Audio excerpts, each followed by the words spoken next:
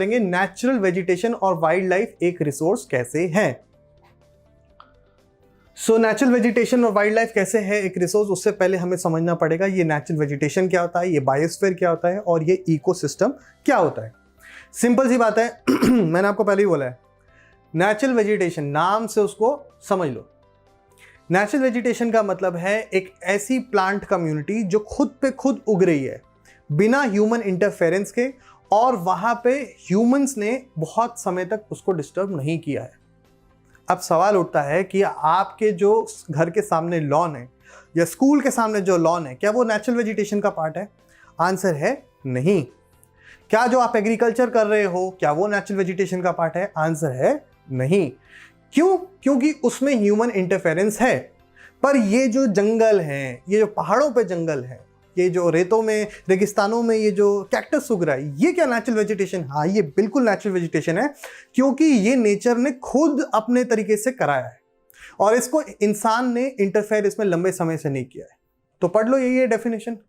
Natural vegetation refers to a plant community which has grown naturally without human aid and has been left undisturbed by human for a long time. आपने उसको अलग अलग करके कर देना है। समझ में आ गया? सिंपल। Next is biosphere. मैं आपको बता दूं, हमारे अर्थ में 3 अलग अलग स्फेयर्स हैं। एक है लिथोस्फेयर,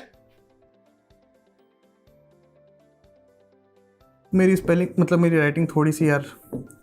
एक है लिथोस्फेयर, एक है हाइड्रोस्फेयर और एक है एटमॉस्फेयर।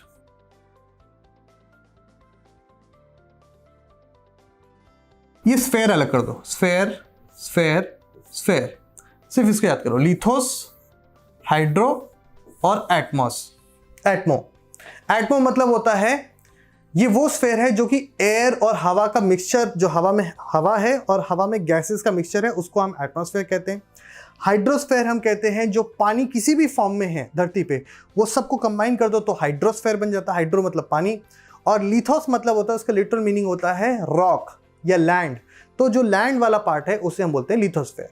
तो लिथोस्फेयर मतलब लैंड, हाइड्रोस्फेयर मतलब पानी और एटमॉस्फेयर मतलब हवा और उसके जितने भी कॉन्स्टिट्यूएंट्स हैं यानी गैसेस और डस्ट पार्टिकल, वो कुल मिला के लिथोस्फेयर, एटमॉस्फेयर और हाइड्रोस्फेयर, ये जब तीनों इंटरैक्ट करते हैं आपस में तो वो कुछ ऐसी कंडीशन बनाते हैं जिससे कि जिंदगी पॉसिबल होती है, यानी बायोस्फेयर यानी लाइफ पॉसिबल होती है।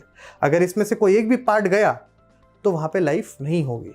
अगर सिर्फ लिथोस्फेयर होता, सिर्फ हाइड्रोस्फेयर होता, एटमॉस्फेयर नहीं होता तो लाइफ नहीं होती।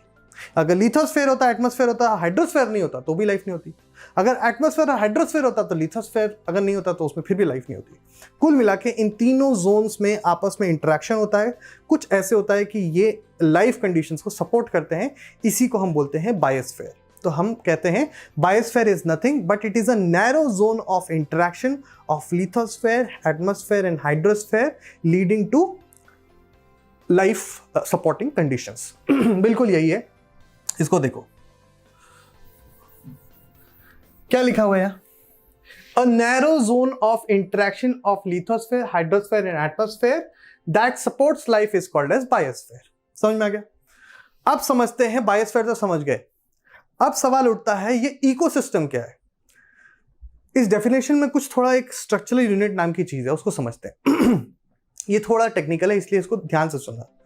आपकी बॉडी है, आपकी बॉडी छोटी छोटी छोटी छोटी चीजों से बनी होगी। वो सबसे जो छोटी चीज जिसकी वो बनी हुई है उसे हम स्ट्रक्चरल यूनिट कहते हैं, जो कि है सेल। छोटी छोटी सेल से बने टिश्यू, उन छोटे छोटे टिश्यू से बने ऑर्गन, उन ऑर्गन से बनी आपकी बॉडी। मगर यानी आपकी स्ट्रक्चरल यूनिट क्या है? सेल है, बेसिक यूनिट। जैसे आपका घर है, उसकी स्ट्रक्चरल यूनिट क्या है? ईंट। ईंट से बना, एक एक ईंट हीट करके। वैसे ही बायोस्फीयर की भी एक स्ट्रक्चरल यूनिट है जिसे हम कहते हैं इकोसिस्टम। अब मुझे एक बात बताओ कि ये जो एक इकोसिस्टम, छोड़ इकोसिस्टम को छोड़ दो भी, अब मुझे एक बात बताओ, क्या ऐसा पॉसिबल है कि कोई भी ऑर्गेनिज्म बिना किसी दूसरे ऑर्गेनिज्म से इंटरैक्ट किए हुए या अपना फिजिकल एनवायरनमेंट से इंटरैक्ट किए हुए वो रह सकता है?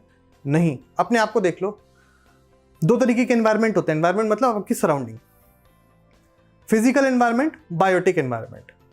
आप अपने आसपास देखो, मेरे आसपास तो ये क्या है, फिजिकल एनवायरनमेंट, यहाँ और कोई नहीं है, यहाँ सिर्फ फिजिकल एनवायरनमेंट है, मतलब हवा है, लैंड है, ये फिजिकल एनवायरनमेंट, ऐसी चीज जो आपके उसमें जान नहीं है जिसमें, ये फिजिकल एनवायरनमेंट है। और यहीं पर अगर कोई सर होते, कोई दूसरी फैकल्टी होती, कोई लोग होते, तो वो क्या करते, वो बनते बायोलॉजिकल एनवायरनमेंट, यानी बायोटिक एनवायरनमेंट का पार्ट बनते। तो क्या होता है, अब अपने आसपास देखो, आपके आसपास क्या होगा, पेड़ पौधे होंगे, वो क्या है, बायोटिक एनवायरनमेंट है। और ये जो लैंड हवा है, ये क्या है, ये फिजिकल एनवायरनमेंट, पानी फिजिकल एनवायरनमेंट। तो आप क्या कर रहे हो, आप अपने फिजिकल एनवायरनमेंट से ऑक्सीजन ले रहे हो, अपने फिजिकल एनवायरनमेंट में कार्बन डाइऑक्साइड दे रहे हो, आप अपने बायोटिक एनवायरनमेंट से प्लांट्स खा रहे हो, और आप कुछ ऐसा वापस एनवायरनमेंट में वापस से दे रहे हो आपके वेस्ट प्रोडक्ट्स के फॉर्म में, जो कि वापस कहीं ना कोई और यूज कर रहा है। तो कहीं ना कहीं आप इंटरेक्शन कर रहे हो अपने एनवायरनमेंट के साथ, और आपके बीच में और आपके एनवायरनमेंट के बीच में क्या हो रहा है, एक्सचेंज हो रहा है मटेरियल्स का।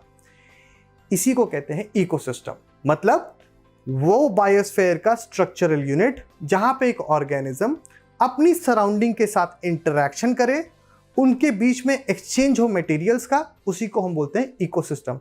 एक शब्द भी डेफिनेशन में इधर से उधर नहीं मिलेगा, यही है। It is the structural unit of biosphere, comma यहां पे काटो, where the organism interacts with its environment, इसको लगा देते हैं, with its environment, biotic and abiotic, और उनके बीच में होती है, and there is an exchange of materials between them that helps the organism to survive. Can you survive without taking oxygen? You can't. Can you survive without eating? Can you survive without drinking water? No. So what are you doing is you are interacting with the environment. Next.